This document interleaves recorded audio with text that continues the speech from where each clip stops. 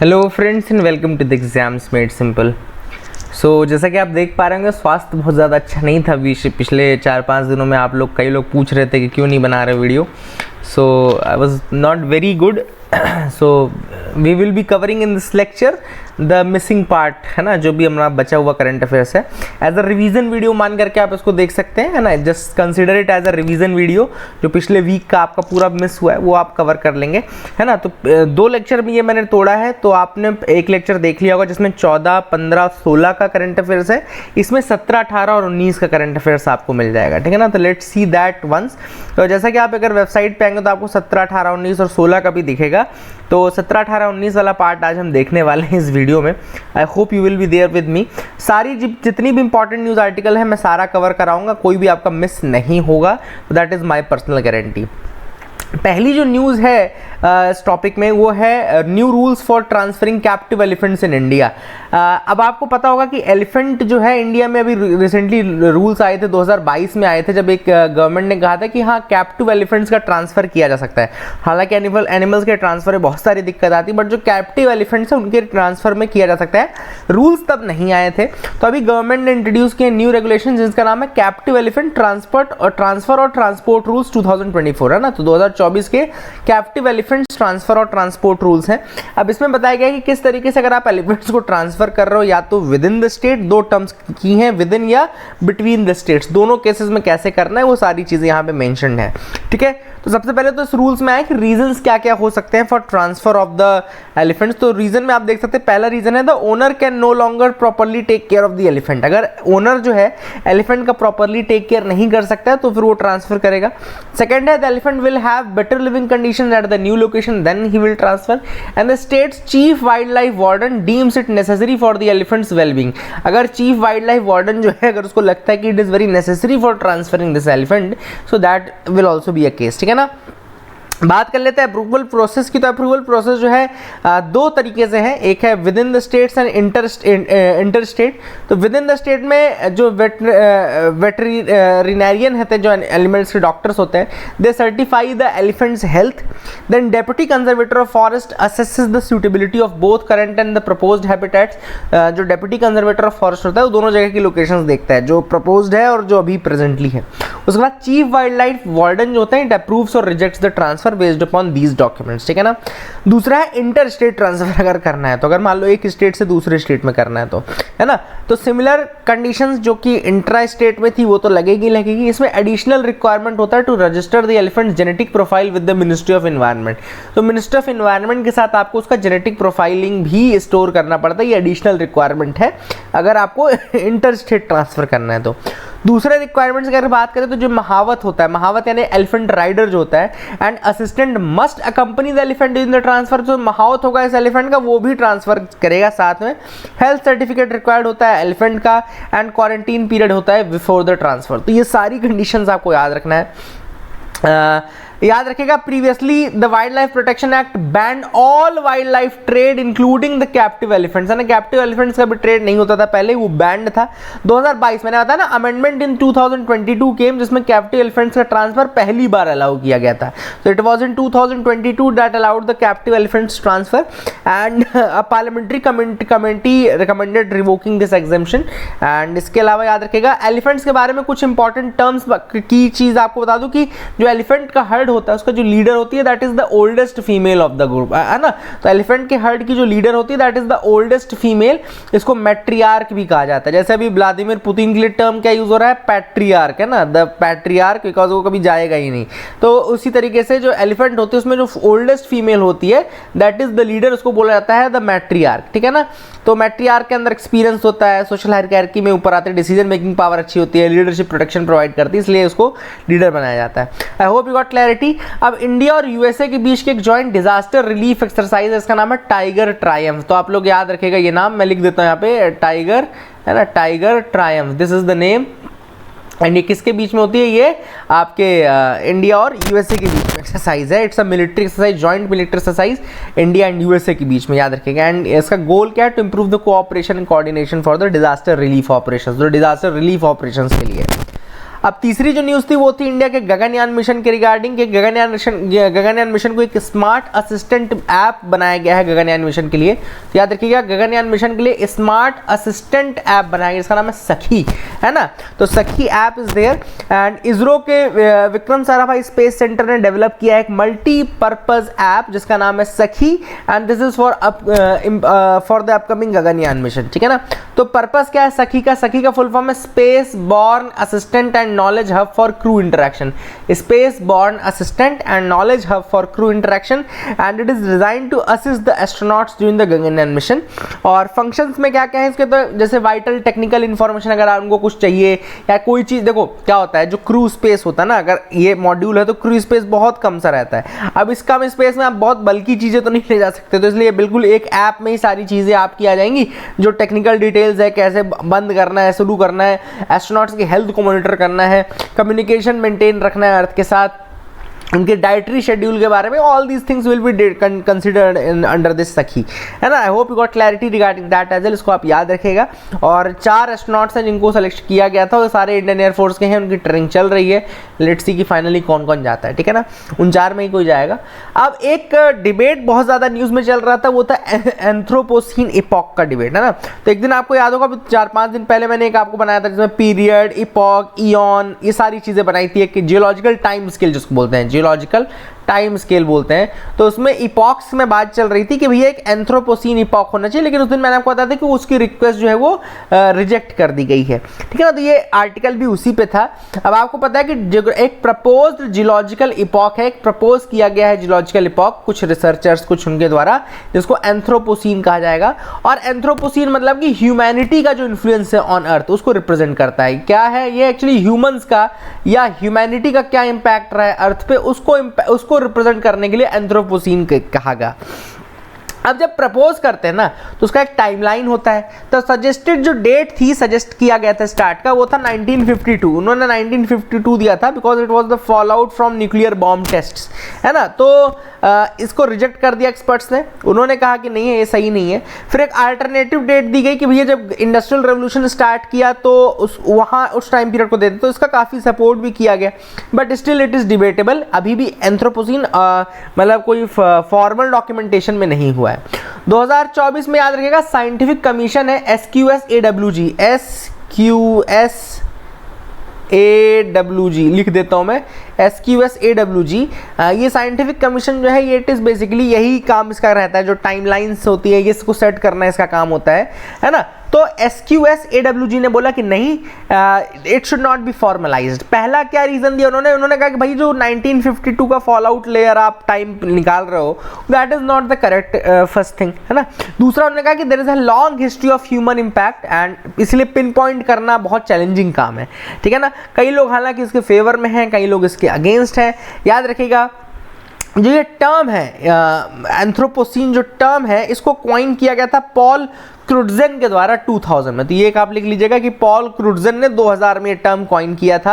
And इसके पहले जो रेफरेंसेस हैं तो man and nature 1864 George Marsh की एक किताब है, और एंथ्रोपोजोइक एरा करके है एंटोनियो स्टोपानी की किताब है, तो 1865 से 70 के बीच में ये लिखी थी उन्होंने। तो इन दोनों में आपको ये वर्ड थोड़ा सा इसका रेफरेंस मिल जाएगा, ठीक है ना। I hope you got clarity regarding all this thing, आपको समझ में आ गया होगा। आज के एडिटोरियल्स की बात कर लेते हैं। तो पहला जो एडिटोरियल है वो है अग्नि 5 मिसाइल टेस्ट के रिगार्डिंग, और ये अग्नि 5 मिसाइल टेस्ट जो है वो एक डिटरेंट के रूप में काम करेगा, न्यूक्लियर डिटरेंस के रूप में it will step up that thing. इसके ऊपर ये आर्टिकल लिखा गया है। अब आपको पता होगा कि अग्नि 5 जो बैलिस्टिक मिसाइल है उसके साथ हमने टेक्नोलॉजी टेस्ट की थी जिसका नाम है MIRV टेक्नोलॉजी। MIRV टेक्नोलॉजी क्या है? Multiple independently targetable reentry vehicle, multiple independently targetable reentry vehicle.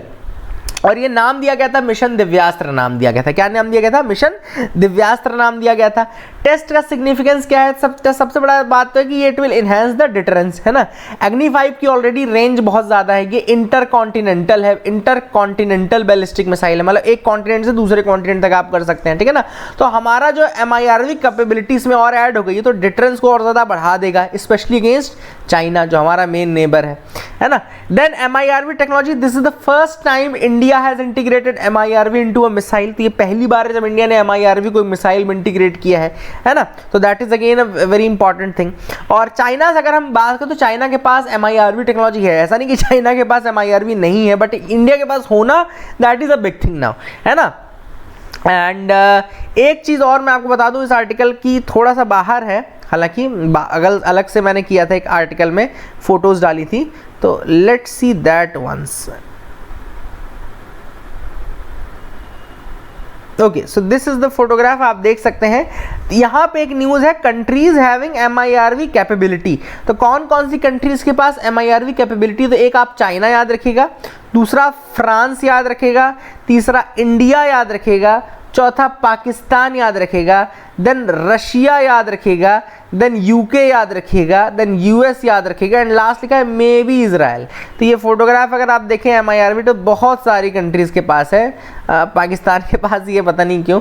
तो China, France, India, Pakistan, Russia, UK, US and Israel. तो ये हिंदू की ही फोटोग्राफ है, मैंने अलग से नहीं लिखाई है। अब एक बार इसको चेक भी कर सकते हैं इसको। और ये होता है MIRV, multiple independently targetable reentry vehicle, एक मिलिट्री टेक्नोलॉजी है that allows a single missile to deploy multiple nuclear warheads. अब आप देख सकते हैं इसका क्या एडवांटेज है, it allows a single missile to deploy multiple nuclear warheads striking multiple targets. MIRV में आप मल्टीपल न्यूक्लियर वॉरहेड्स को शूट कर सकते हैं एक साथ और मल्टीपल टारगेट्स पर अटैक कर सकते हैं, ठीक है। तो I hope you got clarity regarding that as well. आगे हम आ जाते हैं अपने न्यूज़ एनालिसिस पार्ट में, वहीं से देखते हैं। अब यहाँ पे एक एडिटोरियल और आया था जिसमें ये बताया गया कि किस तरीके से इंडिया का फोकस शिफ्ट हो रहा है from Indo Pacific to Indian ocean security. Obviously बात है, जो मेजर रीजन है इसका वो है चाइना, ठीक है ना। चाइना सबसे बड़ा रीजन है, चाइनीज इन्फ्लुएंस जो है इंडियन ओशन रीजन में बढ़ता जा रहा है। अब अभी रिसेंटली मालदीव्स के प्रेसिडेंट जो रहे मुइजू जो है, आपने देखा कि किस तरीके से चाइना से अलाइन कर रहे हैं, तो ये कंसर्न्स इंडिया के लिए रेज हो रहे हैं। इसके अलावा चाइना की जो ग्रोइंग नेवल प्रेजेंस है और potential military assistance to the Maldives, वो भी इंडिया की सिक्योरिटी को थ्रेटन करता है। एंड इसके अलावा चाइना के साथ हमारा बॉर्डर में स्टैंड ऑफ ऑलरेडी चल रहा है, ठीक है। तो all this things are going on. अब इसमें इंडिया का रिस्पॉन्स क्या रहा है, तो इंडिया का रिस्पॉन्स कुछ इस तरीके से रहा है कि इंडिया US के साथ वर्क कर रहा है टू काउंटर चाइनाज स्ट्रेंथ, है ना। देन इंडिया कोलैबोरेट कर रहा है underwater domain awareness to address the emerging threats. इसके अलावा इंडिया ने यूरोपियन नेशन जैसे UK, फ्रांस, जर्मनी से सपोर्ट मांगा है in the specifically in the Indian ocean part, है ना। India aims to strengthen its navy to become the third और फोर्थ स्ट्रॉन्गेस्ट ग्लोबली। इसके अलावा प्रोपेंसिटी गार्डियन, जैसे एक प्रॉस्पेरिटी गार्डियन करके होता है, प्रॉस्पेरिटी गार्डियन, है ना। तो ये आपको पता होगा कि अभी रेड सी में जो चल रहा है उसके लिए था। तो इंडिया ने प्रॉस्पेरिटी गार्डियन में ही पार्टिसिपेट किया UK के साथ, US के साथ, और ये भी दिखाता है इंडिया की स्ट्रेंथ को, और इंडिया स्ट्रेंथ बढ़ाने की कोशिश कर रहा है। एक और आर्टिकल आया था इसी वीक का, रिवीजन भी एक तरीके से, तो इंडिया EFTA की ट्रेड डील के बारे में है। तो पहले तो EFTA के अंदर याद रखना 4 कंट्रीज हैं, ये क्वेश्चन पूछा जा सकता है। 4 कंट्रीज में स्विट्जरलैंड, नॉर्वे, आइसलैंड एंड लिechtenstein, ये 4 कंट्रीज के नाम याद रखना, बड़ा सिंपल सा है ना। तो आप इसमें याद रखिएगा Norway, Iceland and Switzerland and Liechtenstein, ठीक है। तो ये 4 कंट्रीज आप याद रखिएगा। एंड इंडिया EFTA के बीच में साइन क्या हुआ, तो टेपा बोलते हैं उसको, trade and economic partnership agreement, trade and economic partnership agreement, ठीक है। तो ये आप याद रखिएगा, 2 चीज़ें तो इंपॉर्टेंट है। ऑब्वियस बात है, हमने $100 बिलियन का उनसे इन्वेस्टमेंट गारंटी ऑलरेडी ले रखी है कि देयर इज अ टारगेट कि वो $100 बिलियन इन्वेस्ट करेंगे इंडिया, ये वाला पार्ट उनको करना है। इसके अलावा उनको मार्केट मिल रहा है, that is advantage to these 4 countries की, उनको भी एक अच्छा बड़ा मार्केट मिल रहा है जिसमें इतने लोग हैं, है ना। और इंडिया को भी ऑब्वियसली बात है रीच बढ़ेगी यूरोपियन कंट्रीज के साथ ट्रेड डील, पहला फ्री ट्रेड एग्रीमेंट है इंडिया का ये यूरोपियन कंट्री के साथ, तो बहुत बड़ी बात है ना। I hope you got clarity. इसके अलावा dispute resolution, sustainable development, IP rights, ये सारे इश्यूज जो हैं वो क्लियर किए गए हैं इस एग्रीमेंट के अंतर्गत। अब इंडिया और पेरू जो है वो भी स्पीड अप कर रहे हैं अपनी बातचीत को for the free trade agreement. तो India and Peru are aiming to finalise a bilateral free trade agreement. हालांकि कोविड-19 के पहले से ये डिक्लेरेशन चल रहा था, ये डिसीजन, लेकिन डिले हो गया अभी न्यू दिल्ली में 8 अप्रैल को 7th राउंड है इसका, जब पेरू के साथ वो करेंगे। एंड ऑब्वियस सी बात है ये सिग्निफिकेंट क्यों है, क्योंकि ऑब्वियस बात है लैटिन अमेरिका जो मार्केट है, लैटिन अमेरिका का मार्केट अभी भी इतना टैप नहीं हुआ है। चाइना अपनी प्रेजेंस बढ़ाने की कोशिश कर रहा है, हम कोशिश कर रहे हैं कि अभी लैटिन अमेरिका को कैप्चर कर ली। जैसे ईरान वीरान वाले पार्ट तो चाइना ने ऑलरेडी कैप्चर कर रखे हैं, तो किसी तरीके से हम लैटिन अमेरिका ना मिस करें, इसलिए लैटिन अमेरिका में हम एक हमारा बहुत इंपॉर्टेंट है ये हमारा फ्री ट्रेड एग्रीमेंट रहेगा ये, ठीक है ना। Then Peru also wants to increase the market access for its gold export, वो गोल्ड एक्सपोर्ट को बढ़ाना चाहता है इंडिया में और ज़्यादा, that is the thing. And gold के इम्पोर्ट ड्यूटीज़ कम करने की कोशिश भी करेगा, है ना, क्योंकि लेकिन ये काफ़ी मुश्किल होने वाला है, क्योंकि ऑलरेडी EFTA कंट्रीज़ के साथ भी हमने किया है, गोल्ड वहाँ से भी आता है ना। All this things are there, और दोनों के बीच का जो बायलैटरल ट्रेड वॉल्यूम है उसको बढ़ाना है, $100 बिलियन करना है। तो again that is a big मतलब कहना चाहिए कि ड्रीम, बट ऑब्वियसली बात है वी कैन डू दैट, है ना। तो पेरू आपको इतना मैंने बताया, तो अच्छा होगा कि पेरू का आपको मैप भी दिखा दूँ, है ना। तो let's see the map of Peru.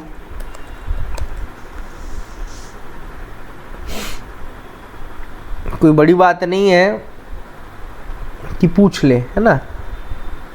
And इसके अलावा एक और चीज़, पेरू बॉर्डरिंग कंट्रीज, एक बार अपन थोड़ा सा डिटेल देख लेते हैं। नेट बहुत स्लो है क्या?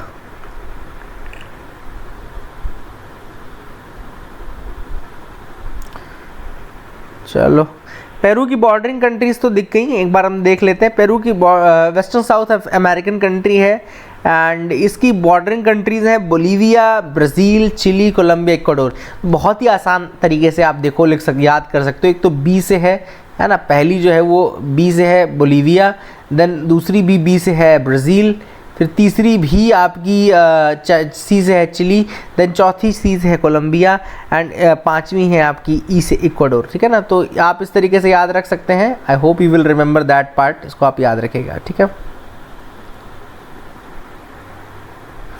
ठीक है, वैसे इतना याद रहेगा तो इतना इम्पॉर्टेंट इतना ही है। देखो यहाँ पे पेरू का आपका इसी का कैपिटल है लीमा, और नीचे आप देखो तो बोलीविया है, इधर चिली है ना, देन यहाँ पे ब्राज़ील है, इक्वाडोर है ना। All this things are there जो कि यहाँ पे बॉर्डर टच करते हैं, है ना। और कोलंबिया भी एक कंट्री ऊपर है ना, ठीक है। तो I hope you got clarity regarding this, आपको समझ में आ गया होगा।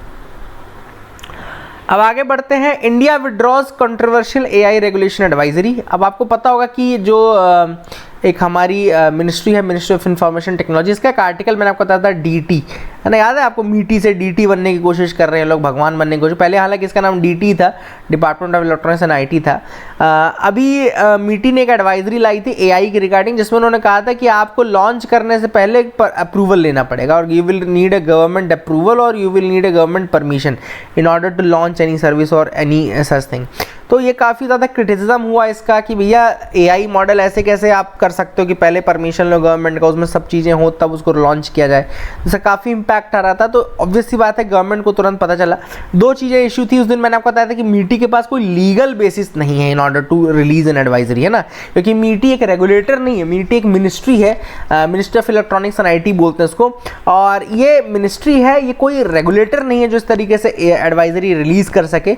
तो वही एक रीज़न तो है कि there is a lack of legal power for MeitY to issue such advisories, and इसका जो इम्पैक्ट पड़ता on the innovation of AI companies वो बहुत ज़्यादा नेगेटिव पड़ रहा था, ठीक है ना। तो that is the reason why this advisory का जो पार्ट है, अप्रूवल वाला स्पेशली जो पार्ट है, वो रिमूव कर दिया गया है। हालांकि अभी भी रिवाइज्ड एडवाइजरी जो आई है उसमें कहा गया है कि there is a chance of AI bias and potential threat to the elections and all, but जो कंटेंशियस इशू था उसमें कि आपको अप्रूवल लेना पड़ेगा बिफोर इवन रिलीजिंग दैट, वो हटा दिया गया है।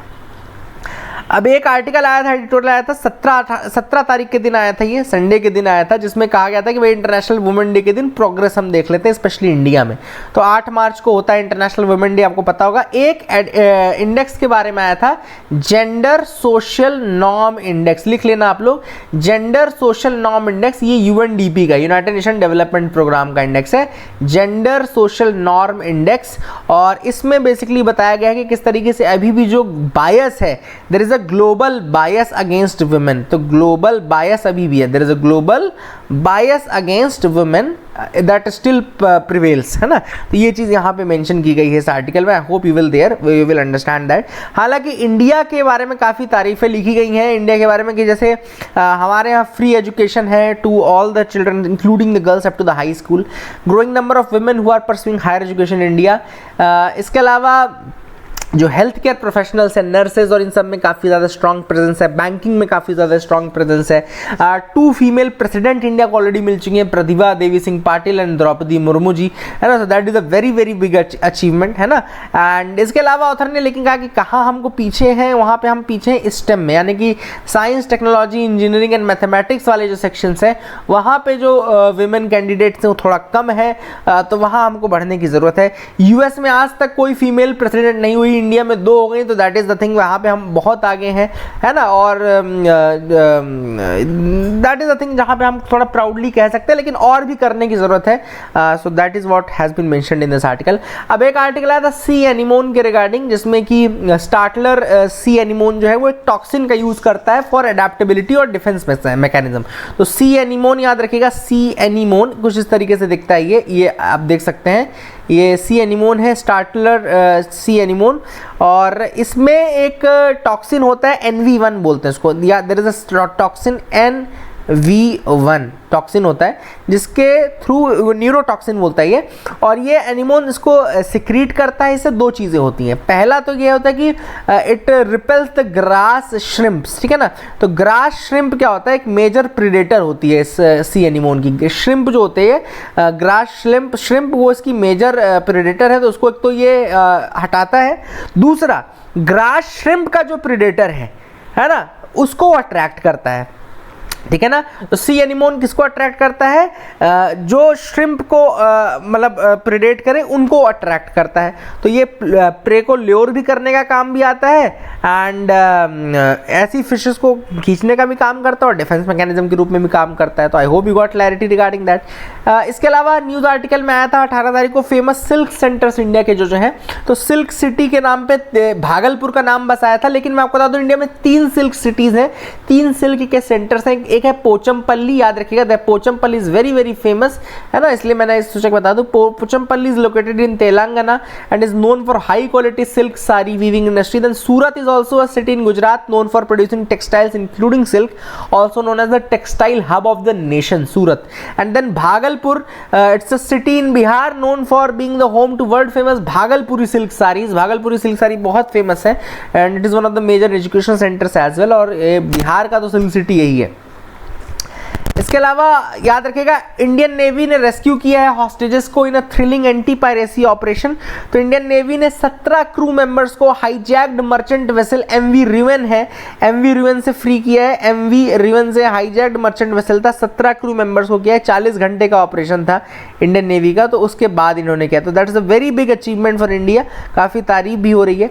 एंड ये माल्टीज फ्लैग्ड था, MV माल्टा से निकला था, हाईजैक कर लिया गया था सोमाली पायरेट्स ने इसको दिसंबर 2023 में, और इंडियन नेवी सर्विलेंस एफर्ट्स ने इसको ट्रैक किया और अभी 40 घंटे के ऑपरेशन के बाद इसको किया गया। That is a very very important thing, and India ने काफ़ी इंपॉर्टेंट चीज़ है, अच्छी बात है। देन एक न्यूज़ है, ice cube detects tau neutrinos with high confidence. तो अब यहाँ पे एक न्यूज़ थी कि एक आइस क्यूब ऑब्जर्वेटरी है, याद रखिएगा, आइस क्यूब न्यूट्रिनो ऑब्जर्वेटरी है जो कि लोकेटेड है साउथ पोल में। तो कभी आपसे कोई पूछे कि आइस क्यूब क्या है, तो it's a observatory, it's a neutrino observatory which is located in the south pole, and इसने आइडेंटिफाई किया है टाउ न्यूट्रिनोज को। They have identified tau neutrinos, and neutrino आप सबको पता होना चाहिए कि क्या होते हैं, है ना। न्यूट्रिनोज आर वेरी इंपॉर्टेंट, और उसको इंडिया में भी, आपको एक छोटा सा सवाल ये है कि इंडिया में न्यूट्रिनो ऑब्जर्वेटरी कहाँ पर है। एंड न्यूट्रिनोज हालांकि बहुत रेयरली इंटरेक्ट करते हैं मैटर के साथ, इसलिए उसको डिटेक्ट करना बहुत ज़्यादा डिफिकल्ट होता है ना। But ice cube has done that, tau neutrinos को डिटेक्ट करने वाला काम। And this observatory ice cube is the world's largest neutrino telescope with sensors spread across the cubic centimetre of ice, है ना। 1 क्यूबिक सेंटीमीटर ऑफ आइस तक ये telescope sensors जो हैं स्प्रेड हैं। And tau neutrinos have been detected. They are tau particles को heavy electron cousins भी कहा जाता है। They are heavy electron cousins, मतलब they are similar to electrons but heavier, they are short lived and they have multiple decay modes. So all these things are the important things. Then high diabetes burden in India, HbA1c test है ना, तो यहाँ पे एक test है HB haemoglobin A1C, HbA1c test है, इसको कहा जाता है HbA1c टेस्टिंग। और ये टेस्टिंग क्या होती है, डायबिटीज़ से रिलेटेड है। एक तो पहले आपको याद रख लेना है, it's a common test to diagnose the pre diabetes and monitor the diabetes management, तो इसके लिए इंपॉर्टेंट है ये। And sugar coated haemoglobin, RBCs with sugar coated haemoglobin जो है उनको डिटेक्ट करने के लिए होता है, इसलिए HbA1c लिखा है। और इसको HbA1c जो टेस्ट है वो 1955 में बनाया गया था और ये 2009 में डायग्नोस्टिक टूल के रूप में यूज़ होना शुरू हुआ है। काफ़ी इंपॉर्टेंट है, I hope you got clarity regarding that as well, है ना। तो ये रही 17, 18, 19 तक की न्यूज़ आर्टिकल। आई होप आपको रिवीजन में अच्छा लगा होगा, समझ में आया होगा। आई hope you like the video. That is it for this video. Thank you and have a nice day.